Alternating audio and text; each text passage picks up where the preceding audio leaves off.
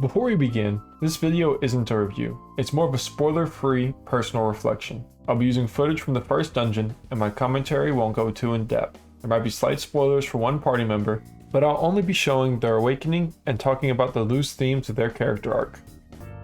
Just take your time. It's late 2017 and school just started up again. I was a sophomore in high school. My older brother and I just got home from basketball practice like we did every day. Out of nowhere, he pulls out a shiny gray steel case with hints of red.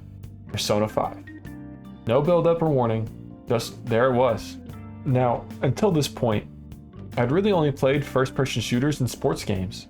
So it's safe to say going from Call of Duty to a turn-based anime game about a group of high schoolers stealing the twisted desires of corrupt adults was a little too much for me to handle at the time. But when he put that disc into our PS4, I was hooked. The opening alone got me addicted. The music, the style, felt like nothing I had experienced before. It wasn't just a game, it was pure art and I couldn't wait to experience it. All I wanted to know is what happened next. So instead of splitting playing time with my brother, I made a very calculated decision. I let him play as long as I could watch. I basically became a leech that stuck to his back whenever he turned on that PS4. And while I'm not proud to admit this, there were plenty of fights when he advanced that story without me. My days consisted of school, practice, shower, eat, watch Persona 5, and sleep. Not exactly a balanced lifestyle, but I couldn't help it. I was hooked. But despite how much this game meant to me, I didn't actually play it for a few years after my brother beat it. In fact, I never made it past the second arc in the original game. I don't recall if this is because he returned the game, if I got distracted by something else, if I was worried I wouldn't love it the same way if I played it. What I do know is that when I finally came back to it, I needed it in a way I didn't need it the first time. 2 years later, I was going into my senior year of high school, when all of a sudden, my family had to abruptly move across the country. I left everything I knew behind and was trying to make friends, but failing miserably. It felt like everyone already had their group, and no one was looking to add someone new. So I changed. At school, I became whoever I thought I needed to be to fit in.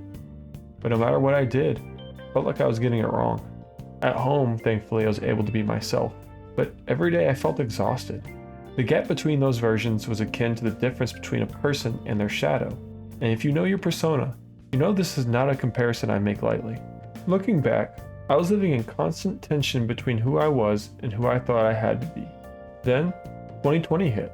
COVID-19 shut down the US, and Persona 5 Royal released at the perfect time. I thought life couldn't get any better. No school, just sitting around playing Persona 5 all day. But that's when the change started.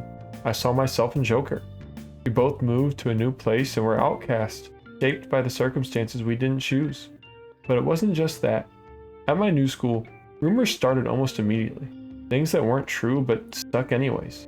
People already decided who I was before I even got the chance to show them. This is exactly what happens to Joker. Everyone, including his teachers, treat him like a problem and judge him even before he shows up for the first day of school. Students are constantly making remarks, saying he's unstable, dangerous, and all sorts of other things. No matter how he conducted himself, those rumors were going to follow him. I accepted my situation, but Joker didn't. He resisted. He refused to bend the knee to the society that rejected him. And as I kept playing, I noticed even the music reflected what I had experienced. There's a song called Beneath the Mask by Lyn.